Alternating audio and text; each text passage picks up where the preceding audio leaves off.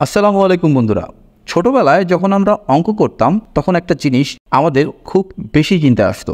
এই যে 1 2 3 4 5 6 7 8 9 এবং 0 এই সংখ্যাগুলি এভাবে কেন লেখা হয়, কেই বা এই সংখ্যাগুলো এভাবে ডিজাইন করেছে। আজকের ভিডিওতে আমরা এই মজার বিষয়টি জানব।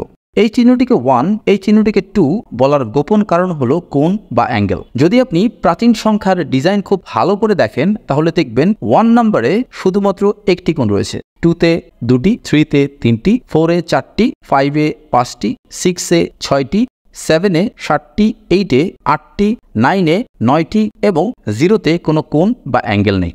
ইসলামের স্বর্ণযুগে এই সংখ্যাগুলি সরল রেখা দিয়ে তৈরি করা হয়। আরবরা এই সংখ্যাগুলিকে রোমান গণনা পদ্ধতি থেকে আলাদা করার জন্য তৈরি করেছিল।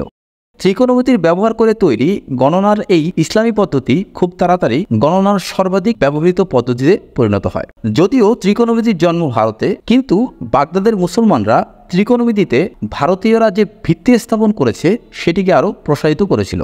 আবুল ওয়াফা ত্রিকোণমিতিক থিওরির বিকাশে গুরুত্বপূর্ণ ভূমিকা রেখেছিল এবং ত্রিকোণমিতিক থিওরিতে তার কাজ সারা বিশ্বে তার ছাপ রেখে গেছে। যদিও ট্যানজেন্ট ফাংশন তিনি আবিষ্কার করেছেন কিনা সেটি নিয়ে অনেকেই দ্বিমত প্রকাশ করে, কিন্তু কিছু সূত্র দাবি করে যে তিনি ট্যানজেন্ট ফাংশন আবিষ্কার করেছিলেন।